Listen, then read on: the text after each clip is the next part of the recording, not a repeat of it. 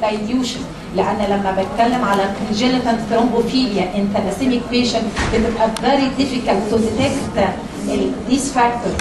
JAK2 is actually on the white cells. It's a DNA. It has no relation to the red cells, so it's done. And it's done mainly with allelic burden. It was homozygous positive. This particular patient, I think I revised the literature.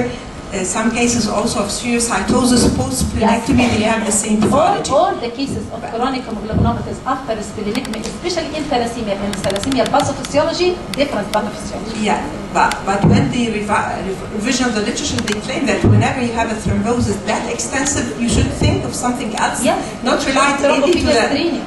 We should do thrombophilia screening where at the coagulation level and at the mutational level as well. If anything missed can be picked. And this lady, she was there. It was there. حاجة مهمة قوي في الثرومبوسايتوزس after splenectomy. We never have 2 million for long periods في الثلاسيميا أو دكتورة عزة، احنا شفنا ثلاسيميا انترميديت وثلاسيميا ميجر وداوت سبلينكتومي هم 2 مليون وكانوا اخوات، يعني عندنا كام عيلة اخوات. This is another story. That's why you should search for another reason. Other than the splenectomy for this very, very high count. Because 2 million is too much. Not a matter of count, a matter of activity, a matter of other. That's wrong. يعني انا دلوقتي الافكت الكويس زي ما حضرتك قلتي كده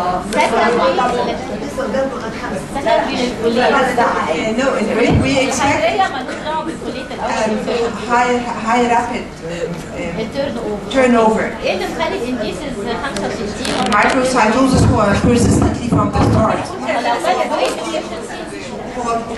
Yes, طبعا it should be normalized. ما قلتش ان هي في تشينجز في البون مارو we did not correlate. لا هنسجل في البون مارو ده سكندري للبولين. طب ازاي It's not enough related to المايكروسايتوزس والهايبوكروميا ما يفسرش الديكريس في الريد سيل الريسبويسيس. انت ممكن تلاقيه هايبوجرام. انا سؤالي تاني هيقول سكندري للبولين ديفيشنسي في البون مارو، فبقول ازاي البولين ديفيشنسي باين في البون مارو مش باين في we expect it's not that we did not mention that we have a megaloblastic anemia or a folate deficiency.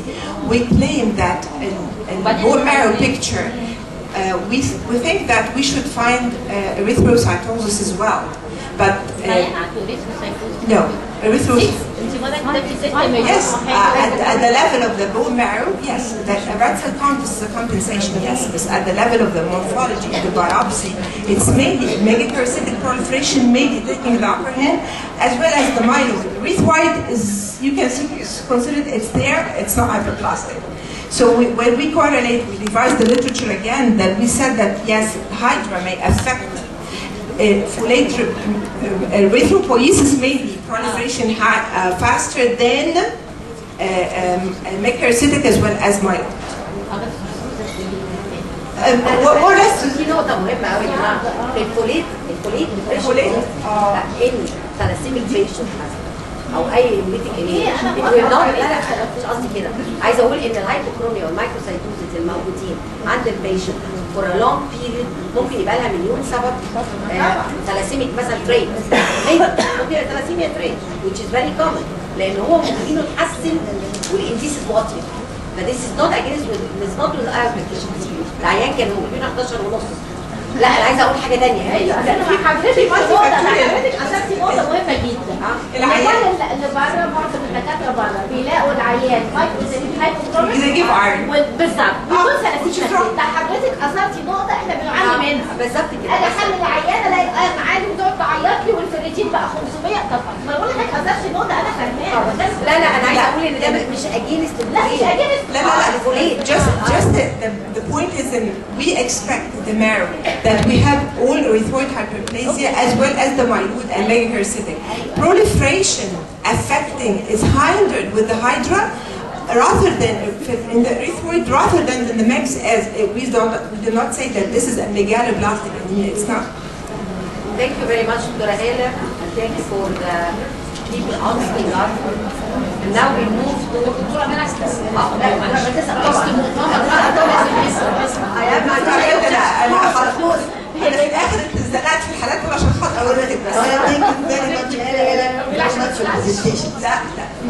ثانك يو فور دكتورة عزة، لأننا دكتورة عزة عايزين حالات عيالها فراويل. I would like to ask you something which is really very interesting. That patients with thalassemia intermediate, for example, after doing splenectomy, this is a big paper which we published in Blood. After splenectomy, they develop thrombosis. Really? I would like to ask, JAK2 is a gene which is present and it has proliferations of cells. Is gene has got any action on JAK2 gene? Because before doing splenectomy, thrombosis is not so common in thalassemia intermediate, except after we remove the spleen. And we have got more and more increase in the Thalassemia and in platelets, and I know that spleen acts as a reservoir for platelets. That's why it remarkably. Is there any relation between JAK2 gene and splenectomy? JAK2 mutation and splenectomy? Yes. Well, JAK2 mutation actually present, as far as I know, in splanking vessels. It affects the endothelial as well as the cells, so it aggravates the thrombosis in the splanking area. I don't know after splenectomy why it is aggravated. انا ليه رايك في القصه دي حضرتك؟ هي after اي thrombophenia Yes. even hereditary او اذا كانت due to proliferation او defective JAK2 كلها ممكن تفضل كويسه لغايه ما يجي تريجرينج سكند افكت. فالعيان الثلاسيميا انترميديا زي ما كانت فاكره بتقول هو عيان اصلا prone to be thrombophilic من السكندري causes. If he has got an added genetic abnormality and then you add the splenectomy which is known to increase the thrombophilic or thrombosis tendency, then all with each other will multifactorial that will attract the But it will never change the positivity of the mutation present. I don't think so. The mutation is there. It may be seen after the splenectomy because of the multifactorial factors together, but it does not change. It does not aggravate the mutation. It's an acquired mutation. I don't think it aggravates the mutation. هي المسج الاساسيه اللي حضرتك مقصود بيها ان انا if I suspect ثرومبوفيليا او ثرومبوزس او حاجه ليها علاقه بالميوتيشنز وانا عندي secondary causes already لكن البروبلم outweighing the causes I should think of genetic abnormality. Just like that, it is the message like that. لان بعد ما الحاله دي اكتشفت بتاعت البايت كياري many people اللي حضروا presentation او حاجه شبه كده they sent people with bad كياري and a good percentage had not JAK2 mutation. يعني it wasn't thought of. فحكايه ان يبقى ده بري المايلو بروليفريشن. Why this mutation JAK2 is a gene which is normally present? No, mutation is mutation is mutation as a gene. Yes. As a gene, I have proliferation. Yes. As well. Well, and he's supposed to الجاك لا الميوتيشن اكسليت زي اي ميوتيشن ممكن تكون لا هي ممكن تكون كويسنس ممكن ميوتيشن اصل الميوتيشن اذا هيت تو ذا جين ممكن تحصل اني تايم يا اما جديده يا اما قديمه حاجه جديده. JAK2 mutation is an acquired mutation. It is present on the chromosome 9. If you have a normal JAK2, you actually have a tyrosine kinase activity, which is a normal proliferation control. If you have heterozygous mutation or homozygous mutation, it bypasses the signals which will come to the protein to link to the growth factor receptor. So the receptor is actually autonomously stimulated and it turns proliferation continuously. It does not have any relation to the splenectomy. It's a mutation which is an acquired mutation that it's there. When I think that I'm going to present these cases in the pediatrics, so I revised the pediatric literature. So familial thrombocytosis, they may have a familial mutation in the MPL gene, which is mainly the thrombopoietin gene or the thrombopoietin receptor.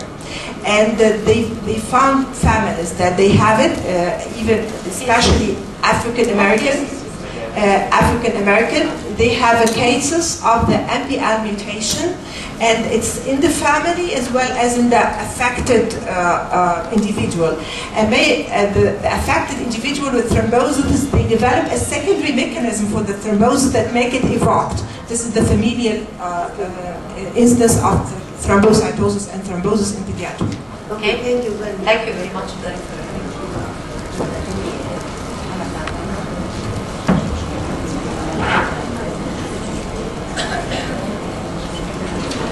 Okay, it's a pleasure to introduce Dr. Inji Shuhaib. She's a resident in the pediatric department, and this case is actually under the supervision of Professor Dr. Hela Gabr. She's our colleague in the clinical pathology department, and Dr. Ilham, I think so, or Dr. Yes, yes, وعندكم في الاسم. الحالات بروفيسور زي بس الخلايا اتفضلي دكتورة انجي. انا تعبت